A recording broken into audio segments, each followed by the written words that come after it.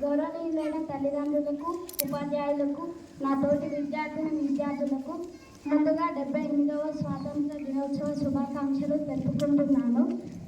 ఈరోజు నేను మాట్లాడే అంశం ఏమిటంటే నాటి దేశ స్వాతంత్ర సంగ్రామ స్ఫూర్తి, నేటి మన సామాజిక బాధ్యత. ముందుగా ఈస్ట్ ఇండియా కంపెనీని స్థాపించి తమ వ్యాపారాన్ని ప్రారంభించారు. ఆ తదనంతరం సామ్రాజ్య ఆక్రమణకి పాల్పడిన ఆనాటి తెల్లదొరల అరాచకాలు, అణచివేతలతో పాటుగా ఒకటేమిటి అనేక రకాల హితిబాధలను అనుభవించిన భారతీయుల్లో మెల్లమెల్లగా చైతన్య భావం పెళ్ళుబీకింది.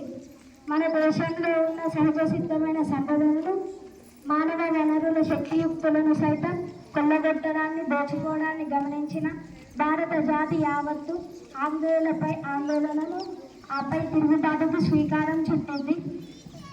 ఆంగ్లేయుల దగ్గర ఎన్నో మననాయుధాలు ఉన్నప్పటికీ వెనుదిరగకుండా వెన్నుచూపు రీతిలో మొక్కలోని ధైర్యంతో, జాతీయ నాయకుల స్ఫూర్తి ప్రసంగాల ప్రేరణతో జాతీయ యావత్తు ముక్త కంఠంలో నినదించింది. స్వాతంత్రం మా జన్మ హక్కు అనే భావంతో బానిస సంఖ్యలను తెంపేందుకు గాను తాము విలువైన ప్రాణాలను కూడా లెక్క చేయకుండా ముందు చూపున్న జాతీయ నాయకులతో కలిసి ప్రతి ఒక్కరూ నిస్వార్థ నిబద్ధతతో స్వాతంత్రోద్యమంలో పునాదులు బలపడినాయి. అలా కోట్లాది జనం ఆ సమరాంగణంలో భాగస్వామ్యమైంది. కాబట్టి చివరిగా మజిలీగా స్వాతంత్ర ఫలాలు భారతానికి అందించింది. ఆ స్వాతంత్ర ఫలాలు ప్రతి ఒక్కరికి చేరే విధంగా నేటి పౌరులందరూ దానికి ప్రయత్నించాలని కోరుకుంటున్నాము. దానికి పేద బుడుగు వర్గాలకు చేరే విధంగా ప్రతి ఒక్కరూ చేయాలని మరవరాదు.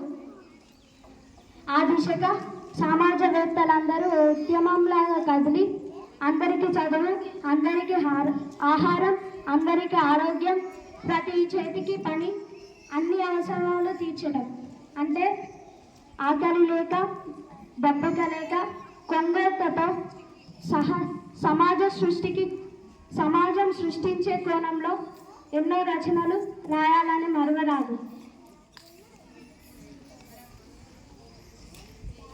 అలాగే వ్యవసాయ రంగం అభివృద్ధి చెందాలి, పారిశ్రామిక రంగం అభివృద్ధి చెందాలి. అప్పుడే మనం కలలు కన్నట్లుగా సుభిక్షమైన నవభారతానికి పునాదులు పడతాయి.